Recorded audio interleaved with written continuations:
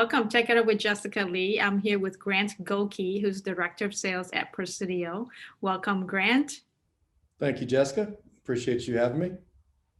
I think you have a lot of sales leadership experience to share with the audience. So, yes, welcome to the show. And let's go in a little bit first about your background, because I know you came from managing a larger team at VMware, very, very successful. And now you're at Presidio, which is different. It's more of a partner to VMware, really. It's like a reseller, managed service provider.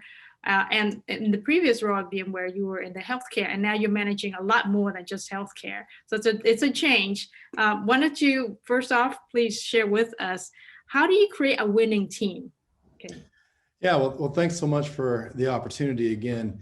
And just like my hairline shows, I've been around a while, Jessica, and done quite a few things and worked with quite a different types of people and types of different teams. But there's some commonality in building winning teams. From the time I was at Sun Microsystems to running a global outsourcing firm with Wiseman to running healthcare for the western part of the US with VMware, and working at even places like Adobe and Salesforce. Each place you learn different things that helps you apply to the new things that you're doing. So I would encourage everybody to always pick up those tidbits all along the way and figure out how you can incorporate that into your brand and into the way that you deliver that leadership to any organization you go to. So coming over to Presidio was interesting because Presidio, I had one perception of who they were. They were, in my mind, a networking resale partner, primarily with Cisco.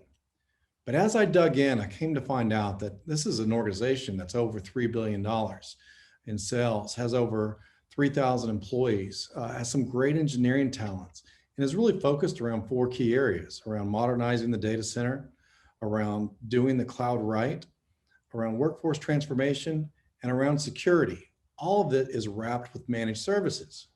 So wow, we got this great opportunity, really some key points in the marketplace that we can attack. Yet I've got a new team. I've also got a perception in the marketplace that we're just a Cisco reseller. So how do I change that? How do I grow this team into understanding the capabilities of what we can do? But more importantly, how does the market understand what we can do? Well, so there's a few things they do. One, culture is so important, and everyone says that. But how do you build a winning culture? Well, I can tell you how you don't build a winning culture, and it's not the beatings will continue until morale improves. It is not just how many calls did you make today? How many? What have you got your certifications done? That is not it. All those things can be important or are part of a job, but they're not part of a culture. A culture is a winning mindset. Culture is just thinking in the right way. I'm an old Zig Ziglar fan that says you got to get a checkup from the neck up. And if you believe you can, then you can. And so we instill that in our teams that, first of all, we just have a winning mindset. Second of all, you have a plan. You actually think about what you're trying to accomplish and you put steps behind that. That sounds basic, but many times when you ask people like, okay, what is your plan on this today? Oh, well, I'm just going to call. I'm just going to try to wing it. That's not the way we do it. You have an endpoint of what you're trying to do and the steps that you get to accomplish that.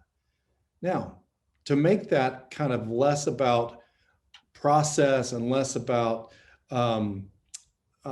just monitoring activity, what we do is kind of gamify it. So we have competition because when you have salespeople, generally these types of people are competitors. A lot of them came from playing sports either in youth or high school or some college, and some even beyond that, where they like to compete. Many of these reps are coin operated, so to speak, and they're driving to do things for their clients in order to make commissions for themselves and for a better life for their families. So let's make it fun. Let's make the mundane activities of planning, of building out plays, of trying to understand the business initiatives and mapping to those business initiatives with our point of view. Let's make it fun. So for my team, we have what's called Game of Thrones. And our Game of Thrones is a weekly competition surrounded around how many meetings we have, how many plays we present. And a play can be something specifically around modernizing the data center, a security assessment, those types of things. I also do plays with our architects and or plays with partners get extra points.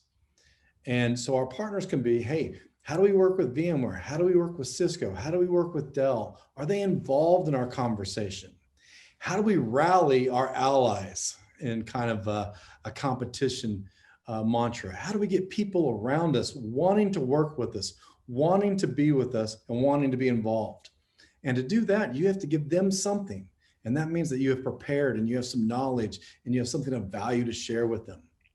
So we gamify that part of it. And then once you do that, more than likely, you're going to drive pipeline.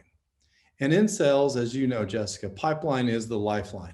Everyone likes to talk about the deals closed, but just a general rule of thumb is you have to have 3x the pipeline for whatever you're going to close. So you have to continually grow that pipeline. And you don't want to be those guys that are just closing everything at the end of a quarter and you wake up and you've got nothing. It's not a sustainable, consistent business, and it's not a winning culture. So you want to build the business. And so we gamify the pipeline as well. And every week we do rewards for those. And every week we involve our partners that also kick in and help with rewards. And we make it fun. In today's day and age, it's so easy to collaborate together.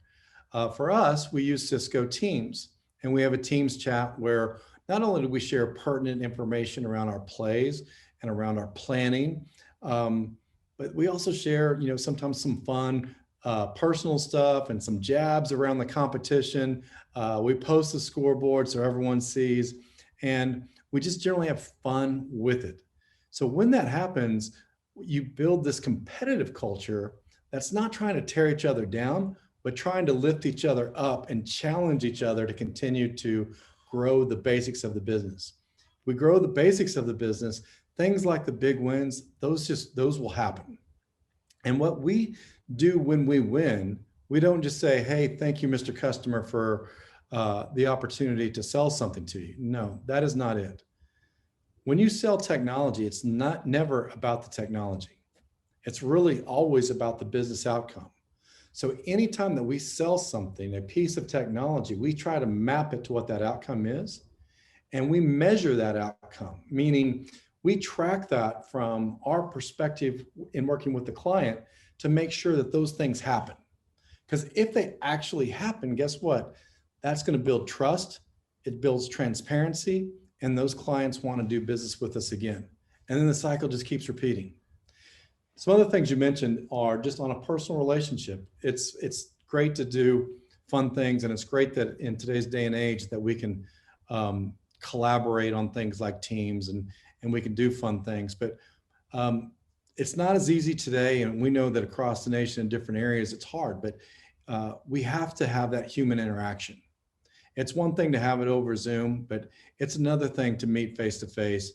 And I look forward to more of that interaction happening. But where we're able to do it safely, then we do dinners, we do events to try to get together and just have some fun with things where we can space out and be safe, but yet still kind of have that interaction that's building a team. So I said a lot of things. Any questions that you have for me on any of that? Well, I know you're in Texas, covering the Texas territory, and over there, I think you have a lot more room to be meeting in person, while some other states are a lot more strict right now. But do you find that it's been just as effective to engage virtually during the previous months, or has that been kind of proven that it's just not as effective? Well, I think the world's changed, and I hate to say the new normal. I hate that term, right? Because normal does change over time. This conversation you and I are having right now would not be normal just even a few years back. So I think people adjusted, and people do know that this is a viable mechanism of how to get things done, how to communicate, have the cameras on, be real to each other, right? Um, and there's some transparency in having those cameras on. So I think that is important. Not that we do it every call, but on many calls we try to do that. So I do think that it works. It's great. I do think nothing substitutes actual looking in somebody's in the eye and hopefully very soon be able to shake their hand and say, look, I'm here with you. I'm here in the ship. I'm here to row. And if there's a fire, I'm here to put it out. Sure, all that stuff can be done over Zoom and WebEx, but it's still there's still a personal touch to technology and business and anything and everything that we do. So great news yesterday on the vaccine. Looks like it's going to be very effective. So looking forward to that being more part of our real normal very shortly. Let's talk about the cloud, accelerating to the cloud and helping clients in that journey. I know a lot of people say, oh, well, customer is king and cloud first. And then you hear all of these phrases, but you mentioned cloud right as opposed to cloud first. Tell us more about that. So it's so interesting. Like we act like the cloud is such a funny term. And so many times people say, oh, it's cloudy. It's confusing. What is really the cloud? Well, people have been doing cloud for years, right? To me, it's really kind of as a service. And you look at it, companies like Salesforce, well, I've worked with before. That's a cloud. That's a cloud providing software as a service. There's desktop as a service. There's infrastructure as a service. There's all kinds of different things that people use that are cloud. It's not necessarily just Amazon, Google, or Azure. But what happened was organizations, specifically around infrastructure, started seeing that they could not keep up with the demand of their organizations. And their organizations were going out to places like Amazon because boom, man, they spin up a server and you got it. But what happened was you started having shadow IT. So you started having loss of control, possibly some security issues, and just didn't know how to handle those things. But then organizations started saying, you know what, we should be cloud first. We're going to start doing everything in the cloud because it seems like it's faster. I don't need as many resources. It's going to be more efficient. We're going to be able to do more projects. I think what they found was, though, that's not necessarily the case. It can be the case, but you have to really consider, you still have to consider your people. It is not a peopleless environment. You still have to consider all your processes, specifically around networking and security and what you're actually trying to do. And you have to understand the technology. The different clouds have different things. As an example, Azure is going to be really good with Microsoft. Google is going to be really good with things like search. Amazon is just going to be really good about setting things up in a quick manner. So different clouds should be used for different things. But what's interesting, Jessica, is I talk to many customers, they say, oh, we're an Azure shop. You kind of got to go, why? Right? The promise of cloud is to be able to put things anywhere, to be able to work anytime on any kind of device. The promise of cloud is to be able to know what workloads should go where and why. So many of the CIOs that I talk to today, I talk to them about being the CBO, the chief broker of workloads. Where does this workload go? In some cases, it makes sense to keep it on-prem because many of these organizations have found like, what, it's not cheaper for me to be in the cloud. I had one CIO tell me, oh, well, it would cost 4 times as much for me to bring everything back from the cloud. But what he forgot to mention is it cost him 7 times as much to get to the cloud. Now, again, this isn't in all cases. I think what we're trying to say here is there is the opportunity to do cloud right. What workload needs to go in what cloud and why, for what price, to maximize what business output. Yes. And it's not just the answer of cloud. The answer is, what are you trying to achieve? And what is the cost for achieving that? What is the outcome you're trying to drive towards? And how does that make the most sense? It might be buying off the shelf subscription as a service providers. It might be working with what you've got on-prem. It might be in this cloud or that cloud or the other.